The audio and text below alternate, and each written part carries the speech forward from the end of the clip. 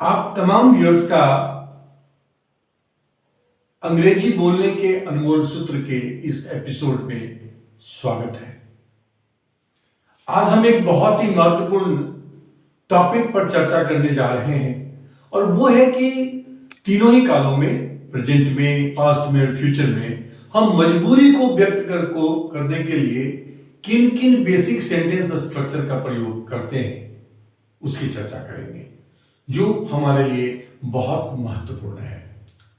और दूसरे शब्दों में हम यह भी कर सकते हैं आपसे कि इन स्ट्रक्चर्स के बिना अंग्रेजी ना बोलना संभव है और ना ही लिखना संभव है।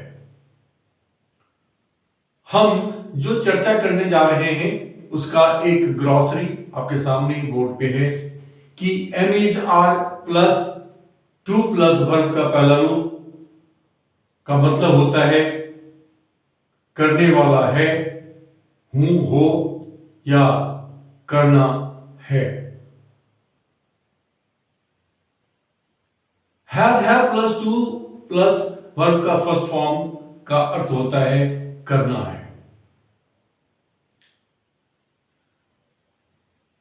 हैज टू, हैव टू के बाद वर्ब का पहला रूप आता है तो उसको हम व्यक्त करते हैं लाचारी, बाध्यता या मजबूरी को व्यक्त करने के लिए, यानी करना पड़ता है।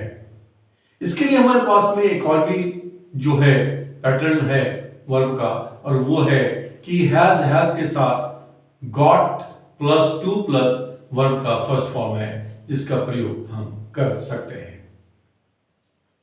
पास्ट टेंस में वाज या वेयर के साथ टू प्लस वर्ब का फर्स्ट फॉर्म जब आता है उसका मतलब दो होता है। एक होता है करने वाला था, दूसरा होता है करना था।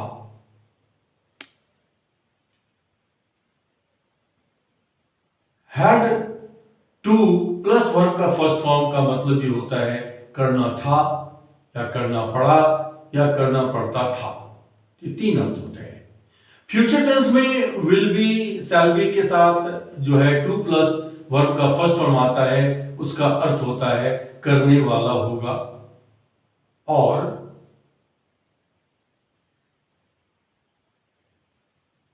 करना होगा। ये दो ही अर्थ होते हैं। विल हैव का प्लस में वर्ब का टू के साथ वर्ब का फर्स्ट फॉर्म अगर आता है उसका मतलब होता है करना पड़ेगा या करना पड़ता होगा। और इसके अतिरिक्त जो है, जब मजबूरी हमें कुछ यूं व्यक्त करनी पड़ती है कि जिस किसी को जो कुछ करना पड़ रहा है या करना पड़ रहा था या करना पड़ रहा होगा, ऐसे वाक्यों को अंग्रेजी में बोलने के लिए हम सब्जेक्ट के साथ am is are, was were या विल बी के साथ हम प्लस में having plus to plus verb का फर्स्ट फॉर्म का प्रयोग हम करते हैं। Am is are, was were, will be. याद ये रहे कि इसमें फ्यूचर टेंस में सिर्फ विल बी का ही प्रयोग होगा, शैल बी का प्रयोग किसी भी सब्जेक्ट के साथ नहीं होगा। अब हम शुरू करते हैं एग्जाम। सबसे पहले लेते हैं वाक्य हम कि मैं स्कूल जाने वाला हूं, I am to go to school. अब इसको 8 प्रकार से बनाएंगे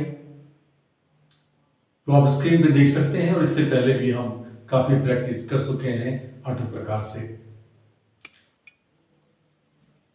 मैं स्कूल जाने वाला हूं को दूसरे तरीके से हम व्यक्त कर सकते हैं I have to go to school.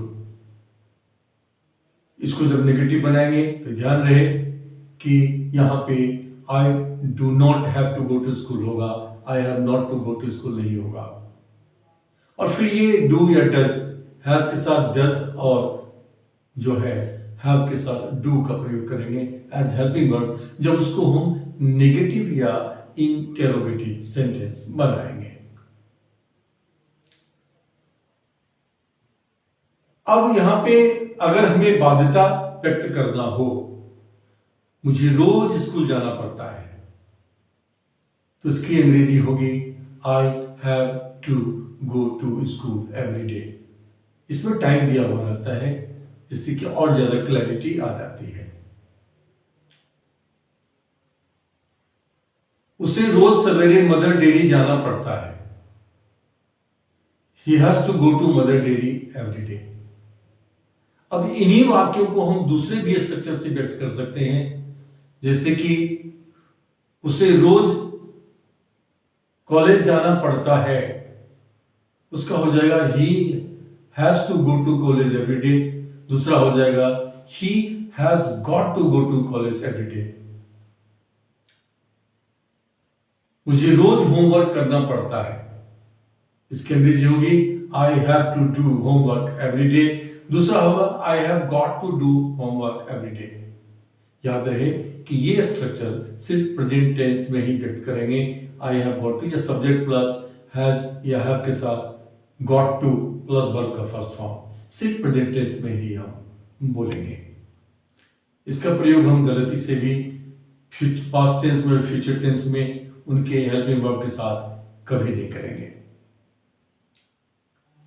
Past tense में मैं स्कूल जाने वाला था, I was to go to school.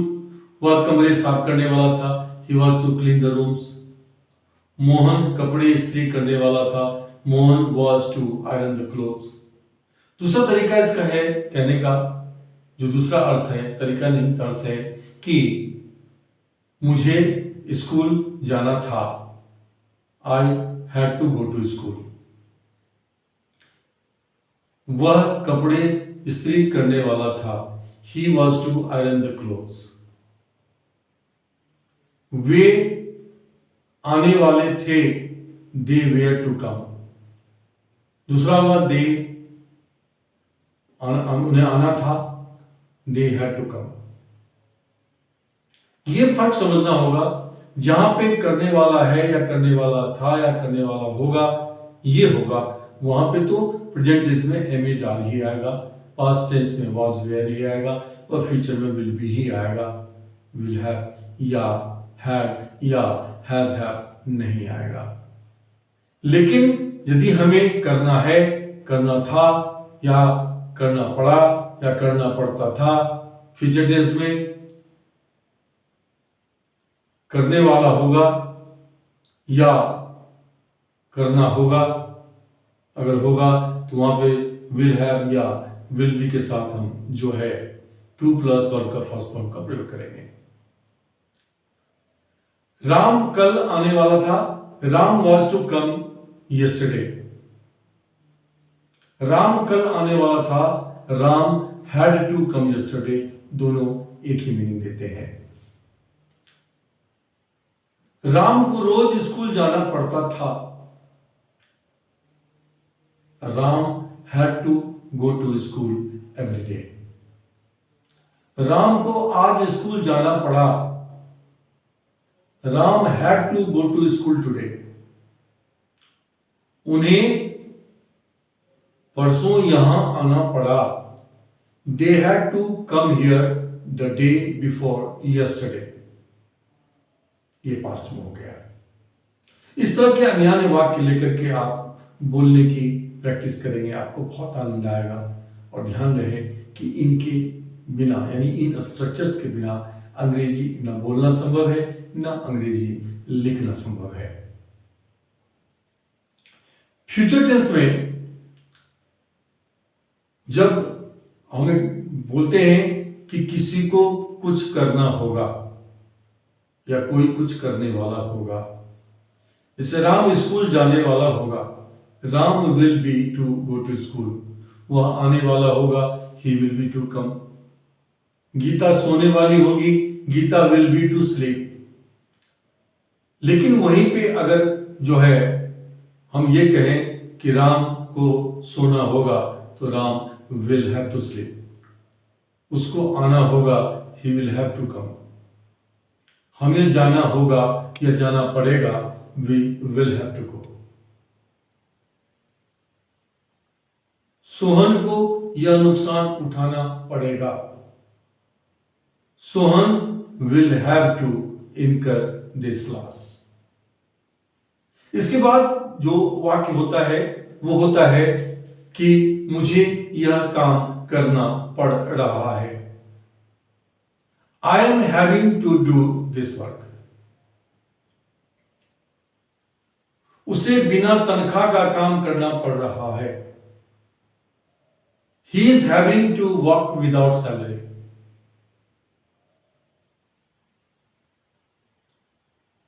हमें आज होमवर्क पूरा करना पड़ रहा है। We are having to complete homework today itself. आज ही।